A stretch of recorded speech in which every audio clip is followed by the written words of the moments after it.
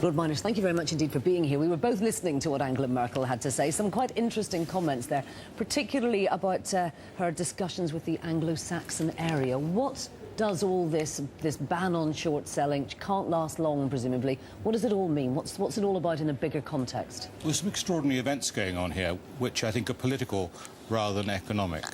The banning of short trading is wholly ineffective, extremely easy to circumvent, and shows an extraordinary lack of knowledge of how financial markets operate. But it's done as a political gesture to secure support in Germany for Germany's critical role in supporting the weaker Euro nations. But the worry, I think, here for us in the UK and the City of London is it's a signpost that in Europe, they're adopting a much more challenging attitude to what Angela Merkel called Anglo-Saxon markets. That's shorthand for the City of London. And what we're going to see, I fear, is a leapfrogging of regulatory arbitrage by governments in Europe trying to prove that they're even more robust in their opposition to Anglo-Saxon markets. And this is a very real threat to the City of London. It comes, of course, at a time when the hedge funds regulation is being pushed through. Do you think, again, in terms of politics, that the change of government here in the UK was a good time for that to go through? Is the timing significant? Well, the hedge fund directive is much better now than it was when it was first produced. But this, again, is a child of necessity of European politics. It's not based upon any thorough and rigorous analysis that suggests that hedge funds or private equity were part of the problem. It's, again, pandering to those who call the financial markets locusts or wolf packs. But I think we're in a much better position now.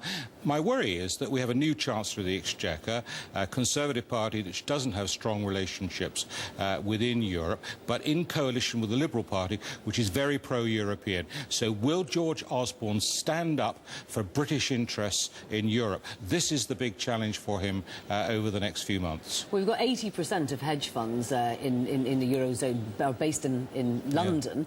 Yeah. Clearly there is a concern that some of those may leave London. I mean, are you worried about that? I know you tried very hard to water that directive down when it was going through, but it has essentially gone through, hasn't it? Well, I think actually being in Europe is an advantage because it allows them to market into Europe. So I'm not persuaded that those who are talking about going to Zug or Dubai or Singapore necessarily have a good strategy. But I think we've got directives coming up on capital, on solvency, on derivatives, on centralised clearing parties.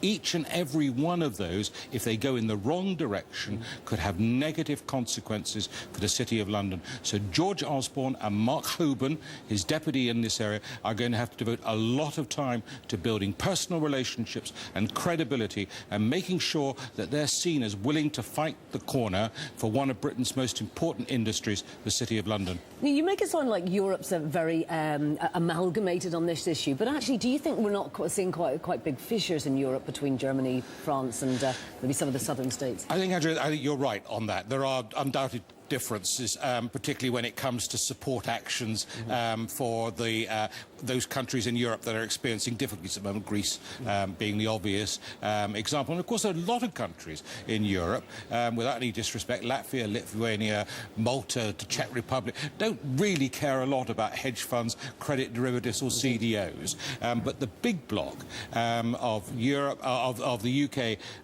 France and Germany will need to establish some common ground on the sort of financial markets we want in the future. What we saw happen in Germany yesterday was just a nonsense. It was attacking a symptom rather than the core issue. OK. Thank you very much indeed, Lord Myners.